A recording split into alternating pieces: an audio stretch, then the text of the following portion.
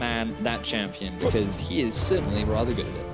So we're seeing similar bans to last game thus far. Elise and Orianna taking off the cards. There's a Xayah ban actually from the Misfits. So maybe they'll leave Rakan open. It means then they don't want a Xayah first pick either, which is what they did last time. There's the Zac from Roccat. No surprises there. Now looking at other bans, in Game 1, they did ban away the Thresh. This time, they're leaving it open so that they can first pick it, but I think the Roccat would actually be pretty comfortable picking the Rakan into the Thresh. With the amount of mobility that he has, it's actually very difficult for Thresh to land a lot of the hooks. But you then have what should be a very exciting bottom lane too, because you have both supports that are really looking to go in for that all-in. But the AD carry pool now really has thinned out a little bit, and a part of me feels like we could see a Sivir coming out from Roccat. I have had some cool discussions with some players about the possibility of Sivir before the split started, and a lot of people like Varus, Ashe, way too strong right now, but Sivir is a champion that Hjarnan has had a lot of experience on in the past. It was one of his go-to champions, and I think with the current cost reduction and a lot of the crit items, it could be a champion that could be very strong right now. Yeah, as you say, Hjarnan's played a huge amount in the past. There's the Syndra ban. Thresh first pick for the Misfits, and Galio looking towards a jungle pick here for Pridestalker as well. Might go back to the Kha'Zix. What he had last game worked out okay for Roccat in the end.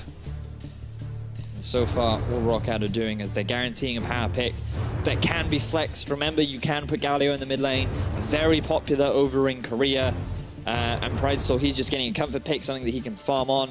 We have talked a lot about how he's not really about ganking a lot during the early game. He's not the sort of jungler that tries to exert a bunch of pressure and snowball his lanes. He's more about the farm style, so Kha'Zix tends to fit that a little bit more. Maxwell, once again, going for the Lee Sin. We didn't see a huge amount from him in the early game, but now that he's paired up with a Thresh, one of Ignor's most successful supports, I'd like to see him moving back towards the bottom half of the map.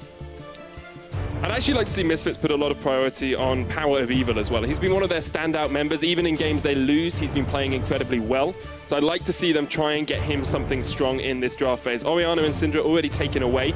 Betsy is going to lock in the Kog'Maw here. It's going to go over to Hjarnan, we have to expect. Not a pick we see too often, although it does creep up from time to time. We saw it twice in the G2 versus Fnatic series.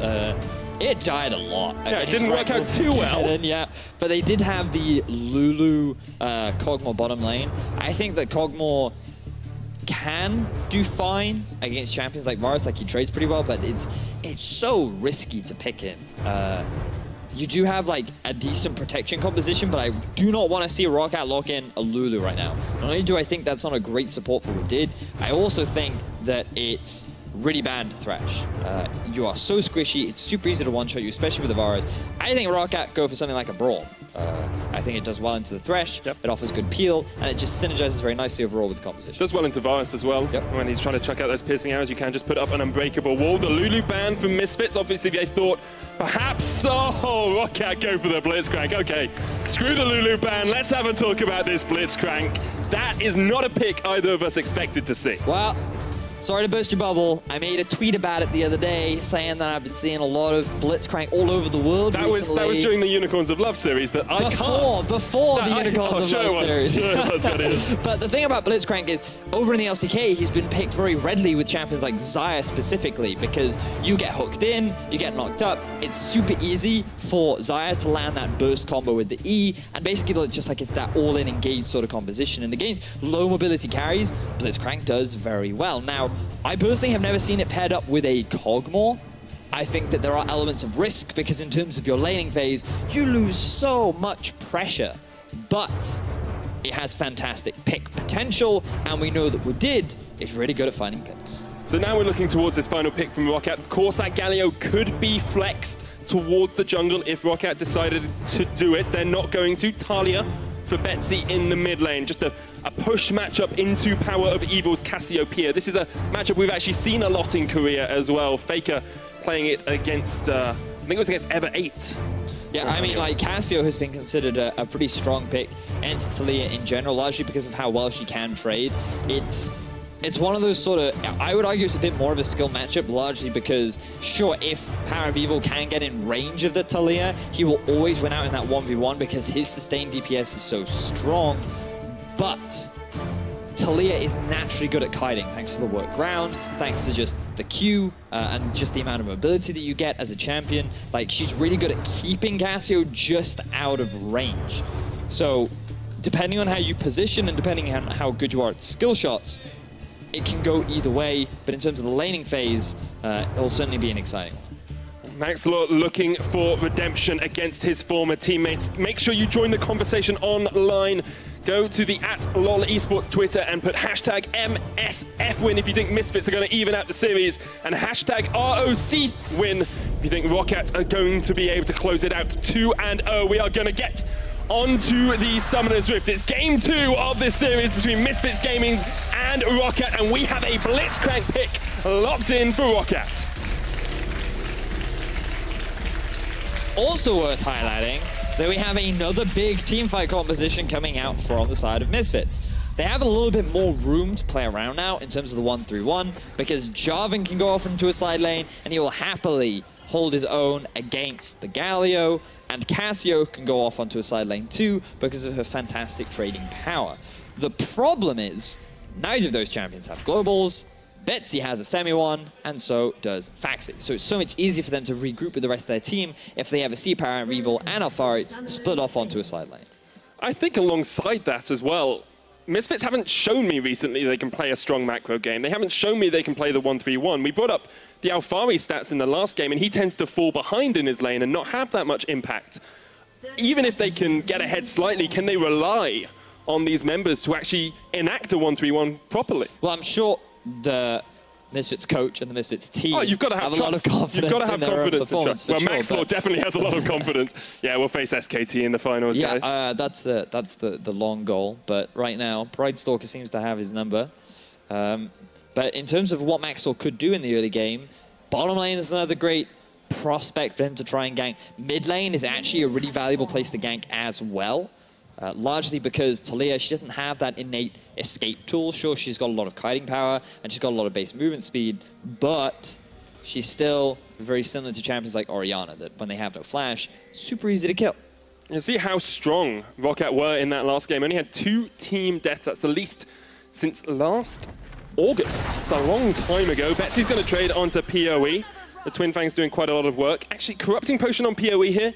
Doran's ring on towards Betsy. Really powerful trading tool. Does suggest that you want to try and be active during the laning phase, put a lot of pressure down onto your lane counterpart.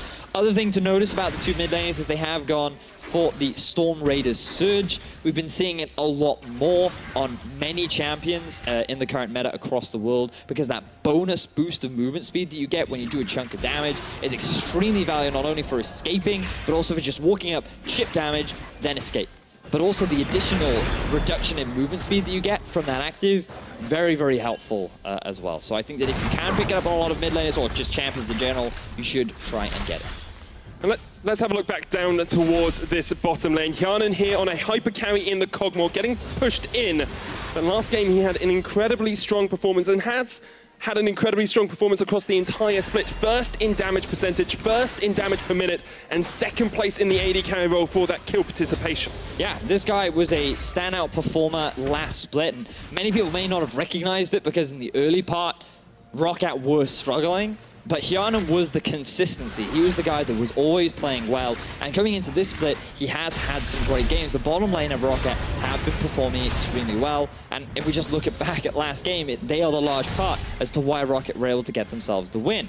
Now they're on a Kog'Maw and a Blitzcrank, and we've talked a lot about the other matchups. Let's just focus in on how this works. You get pushed in. It sucks. During the laning phase, you don't have a huge amount of wave clear, you don't have a huge amount of trading power. What you're looking for is when the bottom lane is looking to push, you try and go for that cheeky hook. You try and catch them off guard, and sure, while Thresh can be pretty tanky, as long as you get that chip damage, that damage over time, it's just to try and deter Misfits from trying to play too aggressively, and you just want to farm as much as you can. See Pridestalker actually tracking Maxlor in his own jungle here. This is something that he wasn't able to do too well in Challenger Series. When he came in, didn't respect the enemy jungler. We talked about it in Game 1. Sometimes got caught out because he wasn't willing to track the enemy. Here, Maxlor comes around to the red buff, looks to see perhaps if he can make something happen around the Krugs. Pridestalker's ready. He has that ward down, and he can keep track of that Lee Sin.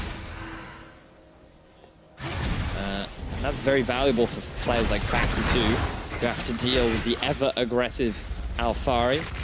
Bit of a throwback to when you and I used to cast him back in the UK scene. Very well known for playing carries all that time ago. And I thought it would be his split, because there are a lot more carry top laners that are available, but he hasn't really proven that he can be that carry we saw in the UK scene. Now, of course, the level of opposition in the UK scene is vastly different to here, but it's still something, the mechanics, the style of play, the mentality you think would carry over. Perhaps all he needs is one good game to get himself started. And bear in mind, you can already see him winning out on a lot of these trades. He has the CS advantage. And what you can do with this is set up for a dive onto a Galio before he gets a lot of his core items. Like, ideally, if you can kill him before he gets the triple Dorans, that's the best time to do it, because at that point, he really starts to get pretty tanky, especially once he's got a few levels under his belt. But just keeping my eye on Max. Like, we talked a lot about how he has way more options. Sure, in the bottom lane, it can be a little difficult because you see Handsummer and Ignat always pushing in. The mid lane, the fact that Betsy's primarily just wave clearing, leaving also makes it difficult. But I still feel like Maxwell can look to try and set things up, as we do see him hanging around the river. It looks like Faxi might be the one to set things up. He's come down. Pridestalker's here as well. He'll go back up towards top lane, though. Maybe thought Alphari was going to come mid. It's something we saw the Mysterious Monkeys do yesterday. Bring that Jarvan into the mid lane, catch the mid laner out, and then be able to get some kills. Wadded there. There's the Dark Passage for Handsummer, though. And these are the nice little trades that you can have when you are playing with the Blitzcrank. Get those hooks as the support tries to go for a roam. Yeah. Hook on towards Wadded as well. It's Q for Q. Actually, a positive trade there for Misfits in the bottom lane, perhaps surprisingly so. Maxlaw is continuing to invade Pridestalker's jungle, and Pridestalker doesn't want any of that for the time being. And look, he has the freedom to do this because Power of Evil has pushed up mid lane, Handsummer Ignat have pushed up bottom lane as well, and now Ignat, he's also roaming into the jungle to just provide that support. Now the question is, what is the goal here of Maxwell? Does he want to try and steal this away, or does he want to try and do a little more? Well, he's trying to get on towards Pridestalker. Does land the Q, just forces him back. The Misfits being a little bit more aggressive in this early game. It's to be expected. They've got summoners on their bot laners, so they can be a little bit more aggressive. Makes a slight difference, yeah. But that pushing priority that they have and the ability for the Cassiopeia to roam down means they've gained perfect vision control in the river, and across the pond, Pridestalker is struggling a little bit. Problem is, Maxlaw, he's losing a lot of experience sitting in the enemy jungle all the time. And sure, Pridestalker, he's taking a lot of damage, but Maxlaw needs to try and get something off the back of this. Look at the respect from Pridestalker. This is something that Challenger Series Pridestalker would not have done. Is understand Maxlaw could still be there, and he could still try and harass you down. He does also have a ward. That also helps. Yes, I mean, that helps, but you have to look at your ward. Something that I've learned in solo queues, not many people do that. TP in, Pridestalker ignited, he's going to jump away. The TP's coming in. Power of Evil actually jumps all the way forward, tries to get him down. That's first blood for Misfits. Are they going to just go for the dive? Yarnan flashes away. Here comes the Cataclysm, here comes the double kill, and here come the Misfits. Triple kill for Power of Evil. We wanted to see more activity in the early game. We wanted to know what Maxlaw was spending so much time doing in the enemy jungle, and it was all to set up for this bottom lane tower dive. 3-0 Cassiopeia in the middle lane. And this is exactly what we used to see from Spring Split Misfits. Ignat, he moves up with Maxlaw. They have the vision of Wadid, and it is not Ignat who gets caught, it is Wadid. They're just waiting. They know that Power of Evil is going to get to the bottom lane first. He's constantly been pushing Taliyah underneath her tower, and with the TP from Alphari, there's nothing that you're going to do with that Jarvan tanking at the tower and the burst damage that they have as a 5-man squad. And they know they have TP advantage as well, because Faxi had to teleport back to get that minion wave earlier on. He's nowhere near close enough to jump in with the hero's entrance. I love it for Misfits. It's such small amount, no hesitation. I was going to say small amounts of hesitation, but there wasn't even a minuscule amount there. They were just willing to go, PoE flashing forward, getting the kill, and then they say, yes, we're going to dive, and there is an Archangel Staff already on Power of Evil, a completed item before Betsy even has 2 parts of his own first tier item. And let's just backtrack to what we were talking about at the very beginning of this game too, which was that, sure, Roccat, you know what to do when you have a lead. It's wonderful to see. But now, you are not the team with the lead. You had more of a standard laning phase. Misfits were the proactive team that were able to find an opportunity that has now put them in a position of control.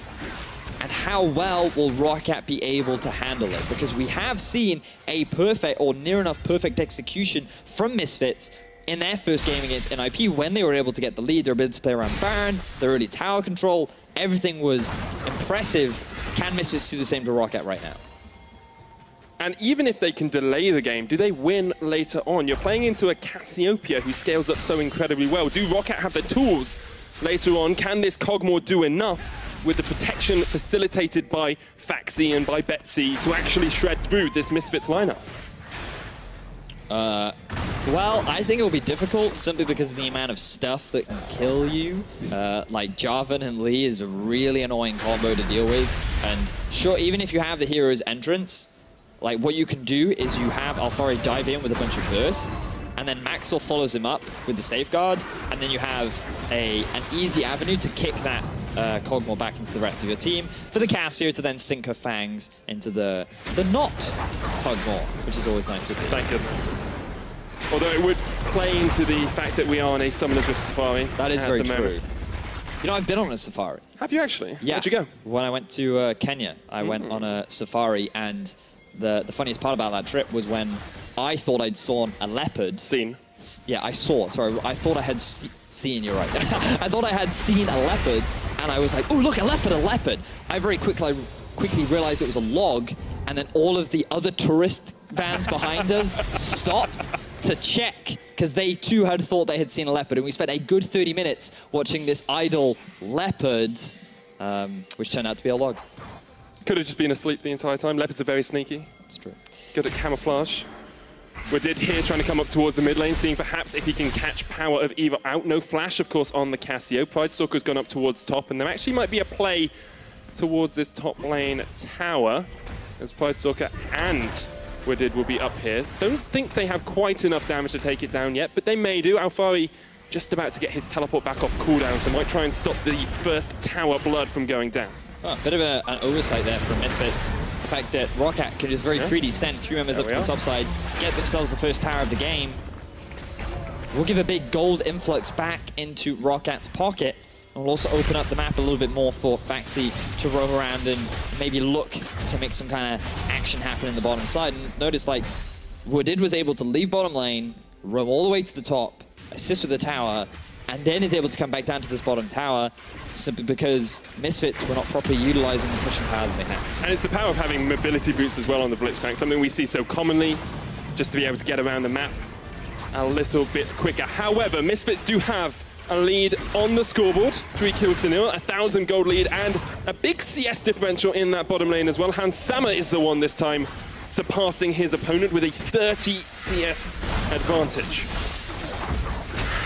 Petrifying Gaze onto Betsy. PoE is going to walk forward. Seismic Shove does not connect. Pridestalker with the Void Assault looking for the engage. Here's Alphari. He can come in from behind. There is a heal on towards Betsy. They need to be careful. Maxlaw runs straight into Pridestalker. The kick back. PoE. Pridestalker jumps forward with Did with the flash static field. Betsy will get taken out as well. Alphari gets hooked in by Wadid. Faxi's off towards the side, but Hjarnan has yet to be attacked. Alphari's on his way. Faxi needs to defend the Kog'Maw. If you can't, he's going to be extinct like the skin he uses. Hjarnan's still alive, but Faxi's been left for dead. Misfits with 3 kills, only losing 1 man. This time, Roccat are able to at least get 1 kill on return as Hans Sama. Did get... Why is Wadid going for that hook? Because he can, yeah, just because you can doesn't mean it's a good thing. Yes, he's able to get the hook. He does get the heal out from Hans Sama. Sure. But overall, Misfits will be the ones to come out on top. 3 kills in their favor at mid-tier 1. And we can just see how this plays out. Pridestalker doesn't realize that he's on a ward. Maxwell's fully aware that he's here, so he's able to react in time. He would have got out if it wasn't for the flash ulti coming out from Wadid. And then just the rest of the collapse. Alphari was already making his way down, trying to get this kill down onto Betsy. And Faxi, I believe he TP'd into the river, trying to get the flanker onto Misfits. But with only 2 members, with only the Kog'Maw, at this point in the game, you just don't have the damage to be able to win out against Hansam and Ignar. Just a trade of summoner spells. Good sidestep from Wadid. He did get the Ignite down as well, so I guess it's worth a good sidestep, as you say. We are just in a replay of watching Pridestalker not look too happy with the way that turned out. not respecting the fact that he may have been on some vision. We've got the GLP finished on towards Betsy, Blade of the Ruin King as well on Hans Sama, and it's a Banshee's Veil for PoE as his second item. He's 6-0-0, all of the kills sitting on this Cassiopeia. And Power of Evil has been one of the most consistent performers recently for the team. He's been doing extremely well, and the fact that all of this gold has been inputted onto him, he is the sort of player that can carry when he has this kind of a lead. I remember back to his LeBlanc of Spring. When he does have these carry champions, he can be quite the monster. So having a second item Banshee's completed at 14.5 minutes into the game, that is one very happy mid lane. You might wonder why the camera in the bottom screen went off a little bit there. Someone told them there was a leopard waiting on the side of the Summoner's Rift. It turned out it was just a log sitting off towards the bottom side. Tower for tower traded still. 3 members of Roccat down towards the bottom side. Rift Herald gets taken for Misfits, and we talked about this in picks and bans. It's all about how you trade and how you play when you're ahead. Misfits very much ahead here. Have actually sent 5 people up towards the top side. They have the Rift Herald as well if they want to bring it down. Looks like they're not committing though.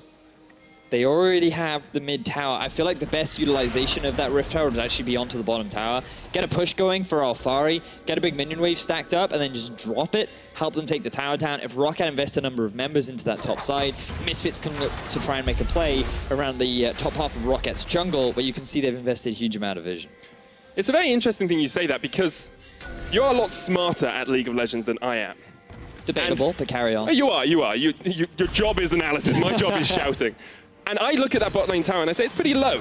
Why don't you play around mid and try and get a big chunk down a tower there so that you can take it down later on? However, I wasn't thinking about the fact you draw members to the Rift Herald as well. And by drawing the members down there, it opens up that mid lane tower or opens up that top lane tower for you to make a play. It also allows you to be better set up for things like the Dragon too. So if you have that tower taken down, it gives you a bigger window for Misfits to try and force a fight onto Roccat, which they are more than happy to do given the strength that they currently have. Alphari has teleport. Faxi, no TP on him, but does have the hero's entrance. Misfits will want to wait just a little bit and let Alphari push out that top lane. And when Faxi reacts, that's when Misfits will want to pull the trigger. So I'm just looking at Misfits right now. I feel like Maxwell needs to stop farming Raptors, and he should go bot. They should just group as a 3-man, push this up, and just secure that tower, because it will force Roccat back, and then Misfits can properly set a vision through the river to then better get this Dragon, because I think that Roccat, they're not in a position to fight right now. They have to deal with the wave in mid, and you need to throw down that Rift Herald sooner rather than later. Well, they are going to get the tower without the Herald, but they can still use it as pressure in that lane. Alphari is clearing out a Scuttle Crab for himself up towards the top side, still has the TP advantage. Faxi, all the way in the top lane, a long way away from the next fight if it happens down towards this Cloud Drake. But it is only a Cloud Drake. It's not the most impactful dragon in the game. Rift Herald was taken, I want to say, around the 15-minute mark, so it might have a couple of minutes left. I'm sure we'll find out exactly when it was. I'm not entirely sure, but I'm pretty sure that it doesn't have a huge amount of time left. You should definitely just use it at some point. It would be a massive waste not to. It does only have a 4-minute timer, so even if you get it at 11 minutes, you have to use it by 15, etc., etc. But I'm sure they will use it. And again, like we've talked about it a lot and the pressure that it can draw.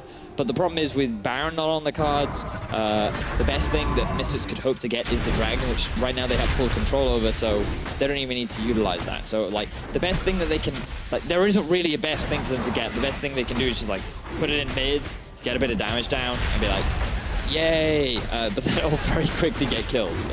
Well, it was actually taken at 14:42 exactly, so they have 50 seconds. 50 seconds or so to decide where they want to put it. Hopefully they have already decided, and this is all part of their grand plan to take down Roccat. They're looking a lot stronger, are the Misfits. They've got pushing lanes in bot and in mid, and Maxlor and Ignar are dancing between the two, deciding exactly where they want to go. I think that right now bot would be the better option because Taliyah has slightly stronger wave clear.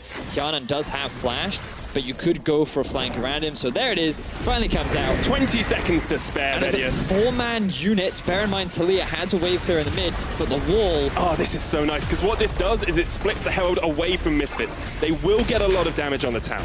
Oh, they might get it. That's why you pick Blitzcrank. What did with the mind games? They call Hjarnan the brain. It's actually what did. Well, they do keep that tower alive, just barely. But now Misfits immediately rotate back to the top side. Baron spawning in a minute. The investment for Misfits is let's get control. Let's look for a pick. And they found one. Wadid gets hooked the play back. He's going to flash. Misfits happy enough with that for the time being. Now, you weren't quite as excited as you should have been about that hook, because we big up outplays in every other role, right? Cinder presses R, we're like, oh my goodness gracious me, she's done a big outplay. Wadid just saved a tower. He did. That is incredibly impactful. What play from the Blitzcrank. Give supports the credit they deserve, Velious. Yeah, good job, Wadid. Really good job. Apologies, I did not acknowledge your He's got the only kill on his team as well. Yes, Wadid, the true hero of ROCCAT.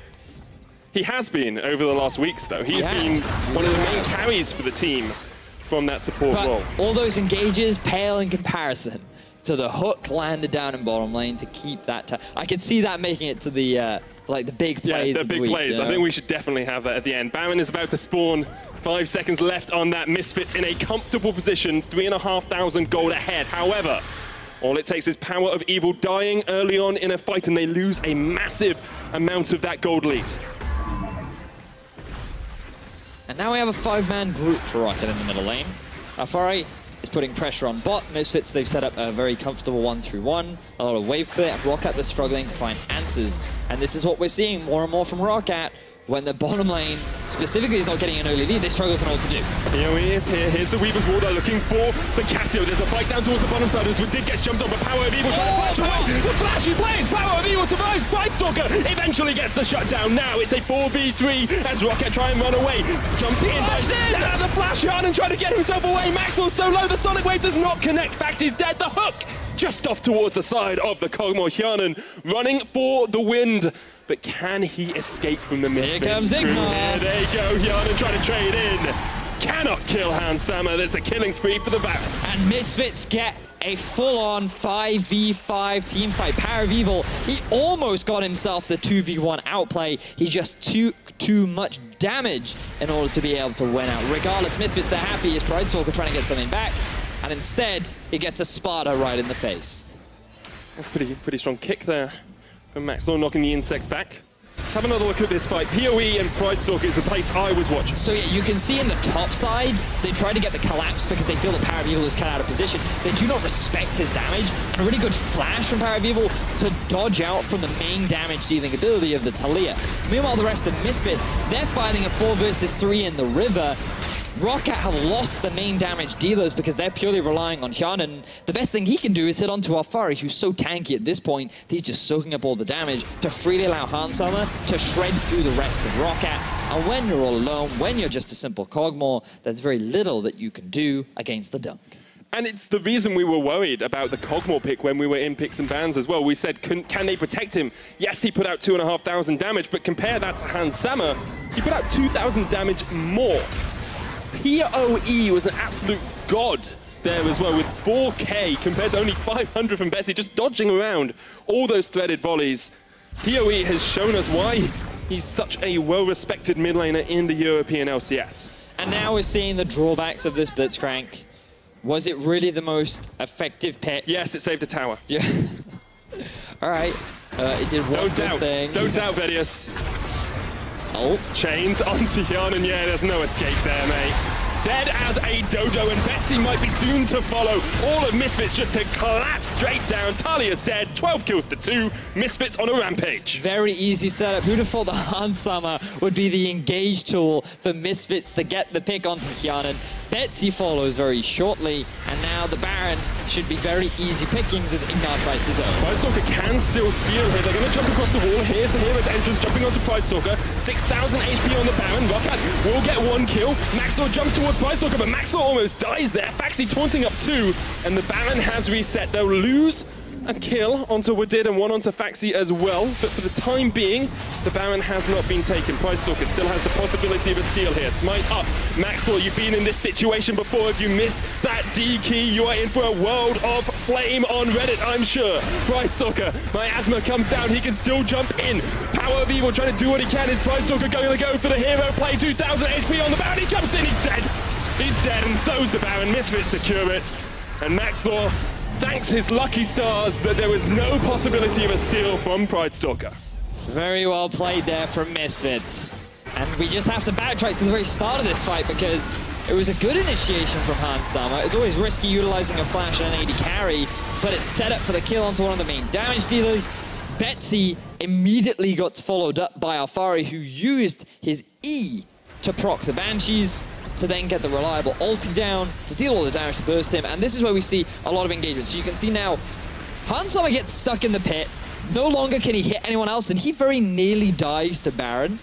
But what Misfits successfully do is they get themselves 2 kills. Pridestalker still alive. Just look at all the vision they had around it, though. It would have been so difficult for Pridestalker to get a reliable steal because Misfits knew exactly where he was. And all they had to do was be patient, just share the damage from Baron while slowly chipping him down. And they were able to get the kill, resulting in a very clean Baron. And that's what we like to see from Misfits. Something else I like to see is other members of the team having kills, apart from just PoE. Hans Sama now 4-0-6 on this Varus has been a stalwart performer for them through this series. And now they extend their gold lead. 10,000 gold ahead, only 25 minutes in.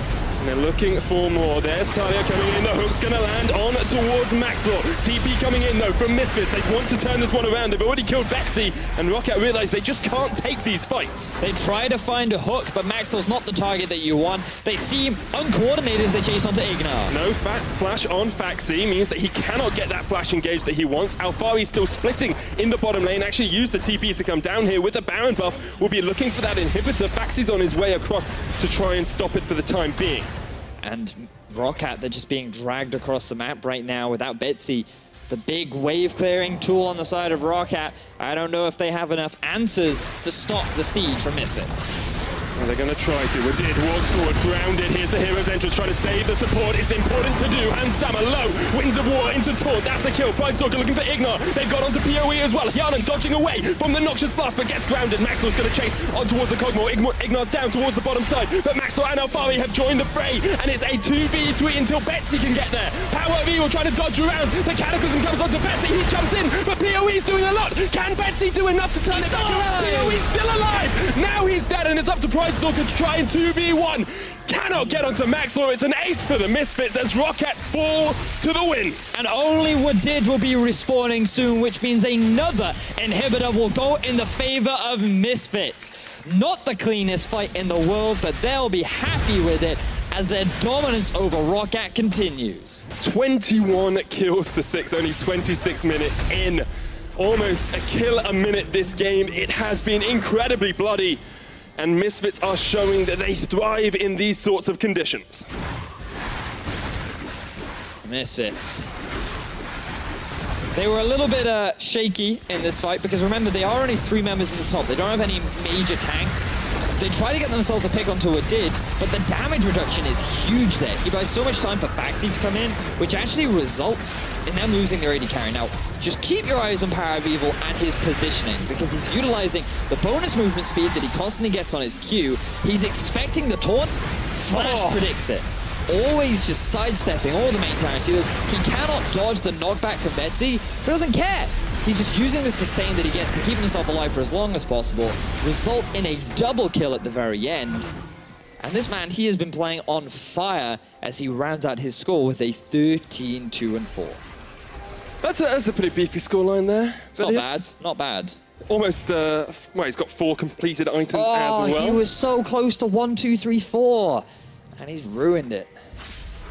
Unlucky. I'm sure that's what he's thinking right now, but he's like, oh, guys, can we remake, please? I haven't got elite scoreline. I could have been 1-3-3-7. He still can be. Still get that. He can still get to the elite. dream. But at the moment, he is amongst Europe's elite as he continues just to harass down Roccat in mid lane. Inhibitor tower has fallen. Hook onto Faxi. Not quite the target you want, but you'll be happy for the time being if you are Misfits Gaming. In fact, you'll be incredibly happy as you are 13,000 gold in the lead and you are pressuring on towards these inhibitors.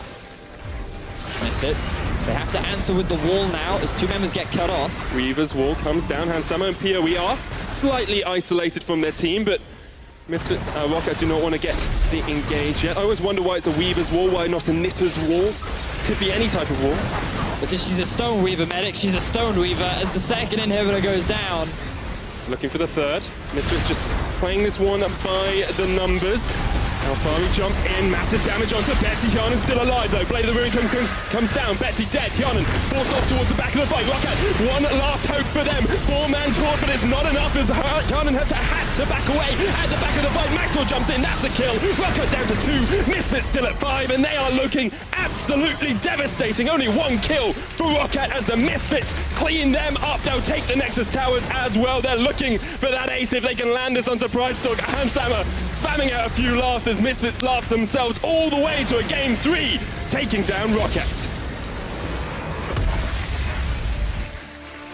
Much better performance from the Misfits squad. 14-2-7.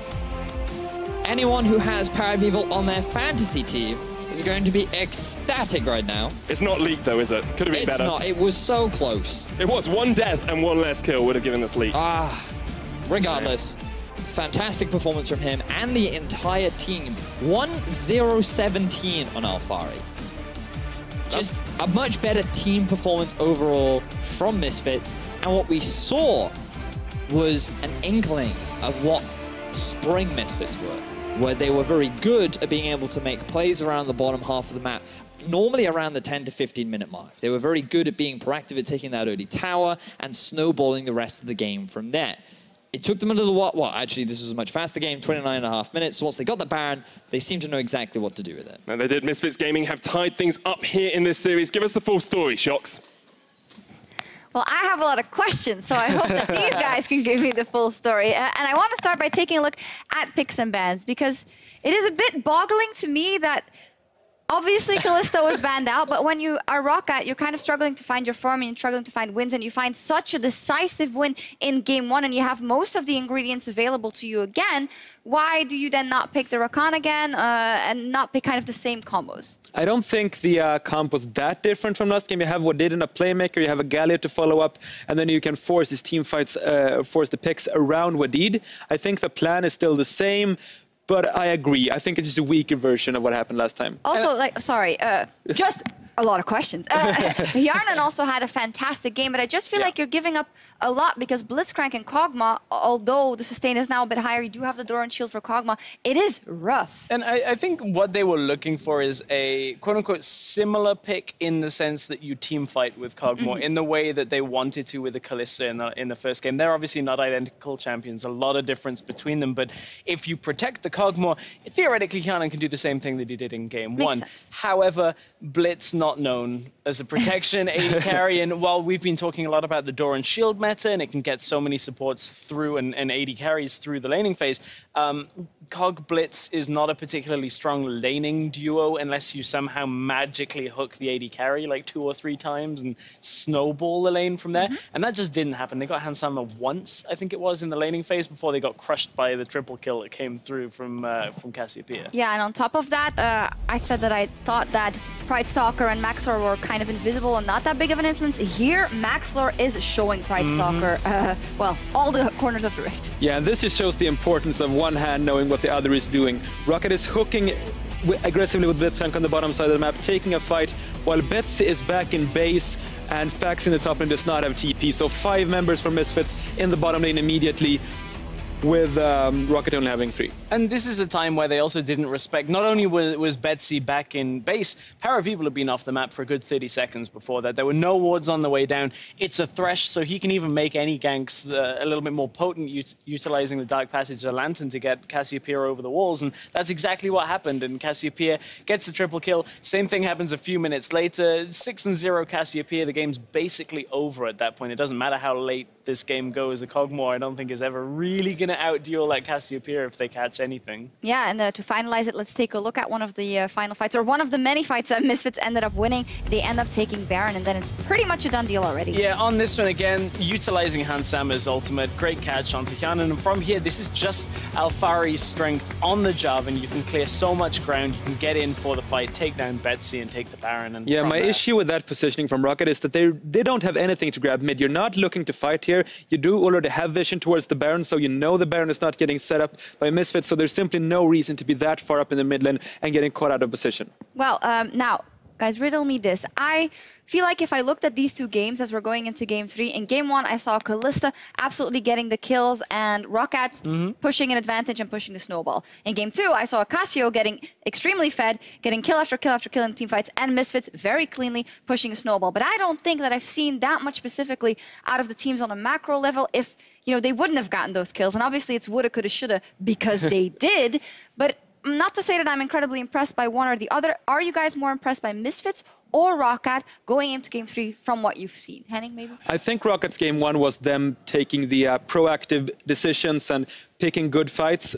And while Misfits was more abusing the mistakes from Roccat. So I'd say I'm more impressed by Rocket's game 1 than Misfits game 2. I think when I look at it, Rockat's game 1 is all based off the fact that Misfits misread a level 1. In my opinion, at least that bottom lane snowballed so heavily from that. Of course, there's more that goes into it. For Misfits, it was maybe a little more composed from ahead than Roccat were playing. Roccat had this great wombo combo that just worked very well anytime you threw it at the opponents because you'd always kill 1 or 2 people. I think Misfits a little bit more tempered, a little bit cleaner closing out the game around the Baron objective, that type of thing. So that's the type of thing that I think Misfits did well.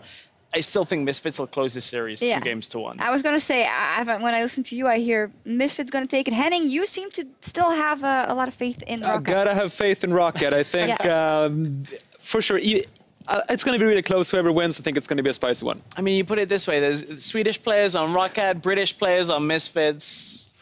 I wouldn't say bias, but, you know. No. Well, we are in Europe. There's multicultural, all kinds of connections. No longer any Belgians, though, on the Rift, though. No pro players, sadly. Yeah, maybe I need to... I don't know. No, definitely not. Horrible. Anyway. And the rap career from yesterday. Yeah. Well, Misfits Gaming and Roccat, they have one more chance to take the series. The deciding game is coming up.